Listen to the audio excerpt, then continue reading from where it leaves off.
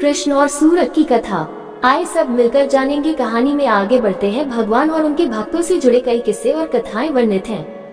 उन्हीं में से एक है श्री कृष्ण जी और भक्त सूरत की कथा। आखिर कैसे कृष्ण जी के सामने उनके प्रिय भक्त सूरत का वध और क्यों श्री कृष्ण सूरत का शीश अपने गोद में लेकर बैठे हुए थे। ये कथा महाभारत काल की है, जब कृष्ण दर्शन को व्याकुल उनके भक्त सूरत ने अर्जुन से युद्ध करना स्वीकार कर लिया था। हालांकि श्री कृष्ण ने इस युद्ध को रोकने का बहुत प्रयास किया था, लेकिन सूरत की भक्ति के आगे श्री कृष्ण भी हार मान गए थे।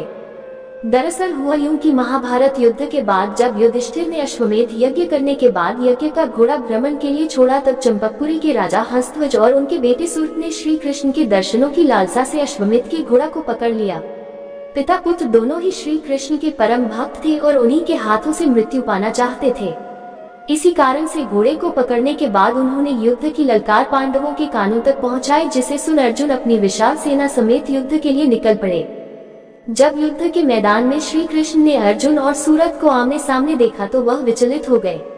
हालांकि यह एक भगवान का अपने भक्त की इच्छा पूर्ण करने का तरीका था। श्री कृष्ण को अर्जुन के साथ देख सूरत अत्यंत भावुक हो गए। श्री कृष्ण ने भी अपने भक्त के हाव भाव और उसकी भक्ति पहचान ली है और अर्जुन को रणभूमि से लौटाने लगे। अर्जुन को कुछ समझ नहीं आ रहा था कि यह क्या हो रहा है और क्यों कृष्ण उन्हें सूरत से युद्ध नहीं करने देना चाह रहे हैं।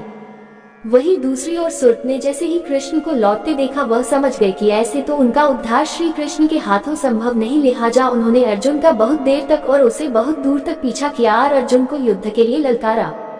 ललकार सुन अर्जुन रोक न सके अपने आप को और भीषण युद्ध आरंभ हुआ, जिसके बाद अर्जुन ने सूरत का शीश धड़ से अलग कर दिया।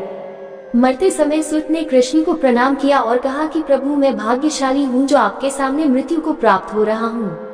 श्री कृष्ण ने सूरत को आशीर्वाद दिया और युद्ध भूमि में अपने भक्त का शीश काफी समय तक गोद में लेकर बैठे रहे। फिर अर्जुन के टोकने पर उन्होंने अपने भक्त के शीश को सम्मान सहित उनके राजमहल पुनः भेज दिया। ये थी श्री कृष्ण और उनके भक्त सूरत की कथा। तो दोस्तों, आपको यह वीडियो अच्छी लगे तो मुझे कमेंट में आपकी राय जरूर लिखिए। ऐसे ही भक्ति से जुड़ी वीडियो अपलोड करता रहता